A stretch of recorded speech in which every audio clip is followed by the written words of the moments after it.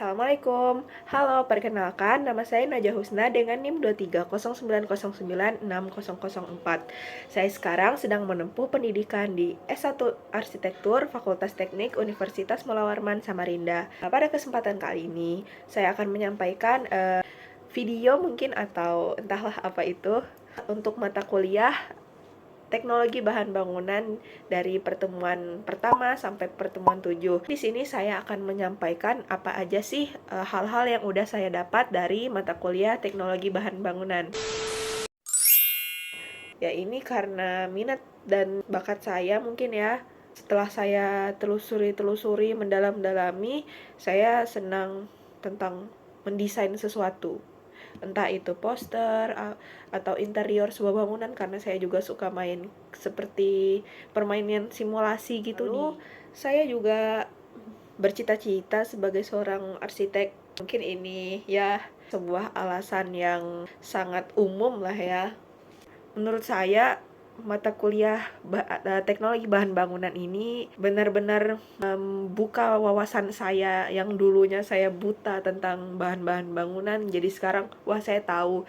Bahkan dulu saya itu nggak tahu apa itu kolom, apa itu baris segala macam. Tapi setelah belajar mata kuliah ini saya jadi mengerti gimana struktur sebuah bangunan itu dan konstruksinya bagaimana. Saya jadi paham, dan jadi saya saat memperhatikan sebuah bangunan itu saya jadi kayak wah, saya tahu nih, ini kan yang saya pelajarin di TBB gitu.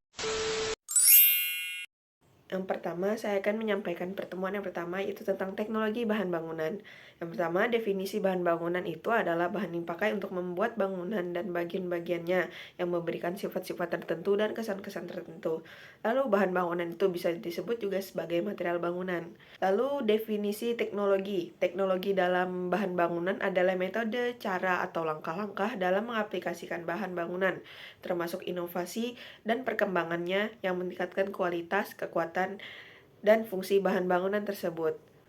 Lalu yang kedua itu ada pertemuan kedua tentang struktur dan konstruksi. Yang di sini yang pertama dibahas itu perbedaan bangunan dan bangunan gedung.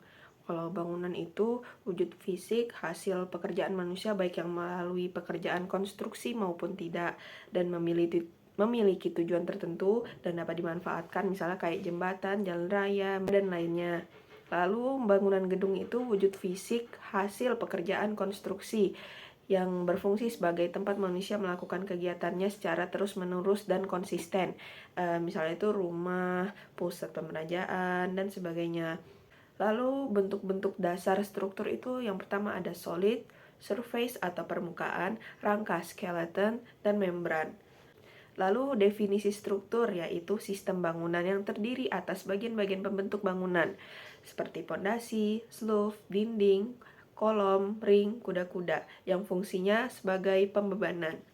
Lalu ada klasifikasi struktur, yaitu di sini yang pertama ada struktur bawah, lalu struktur tengah, dan struktur atas. Konstruksi itu adalah sebuah metode, cara, teknik dalam pemasangan elemen struktur dan elemen non-struktural. Lalu elemen non-struktur yang dimaksud di sini adalah bagian bangunan yang menjadikan struktur tetap kokoh dan stabil dalam mendukung beban.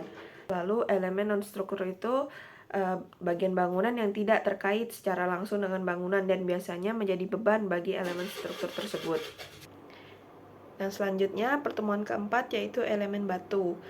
Penggunaan batu sebagai bagian dari teknologi awal peradaban manusia dari zaman Neolitikum. Selanjutnya yaitu karakteristik batu bata. Batu bata ini merupakan isolator yang baik, tidak tahan cuaca, tekstur kasar, kecuali bata merah ekspos.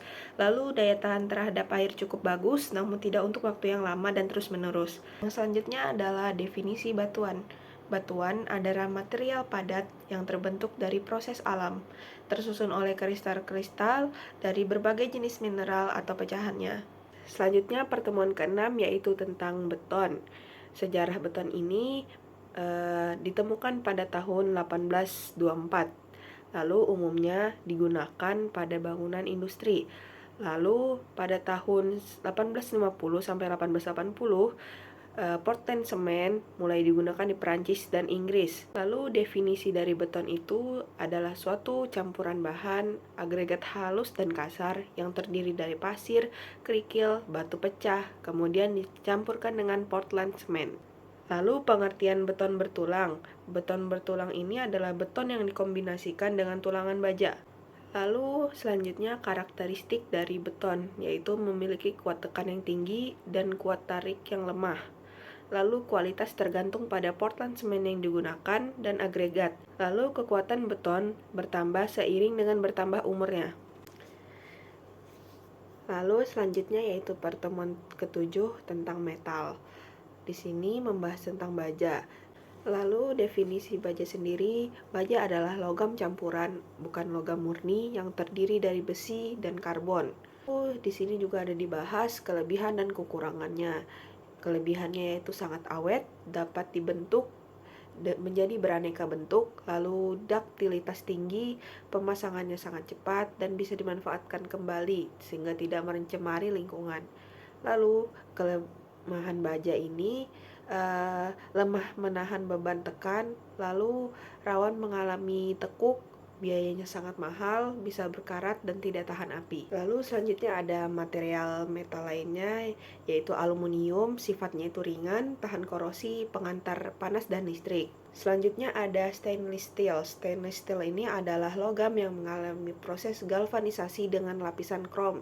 Sifatnya kandungan kromiumnya tinggi, lalu tahan korosi, awet, tahan perubahan suhu, dan permukaannya halus atau mengkilap. Lalu ada seng. Seng itu tidak mudah berkarat, ringan, murah, dan menghantar panas. Lalu ada galvalum atau biasa disebut dan dikenal sebagai baja ringan. Sifatnya ringan dan tipis, kuat, dan memiliki varian yang sangat banyak. Sekian dan terima kasih sudah menonton. Goodbye.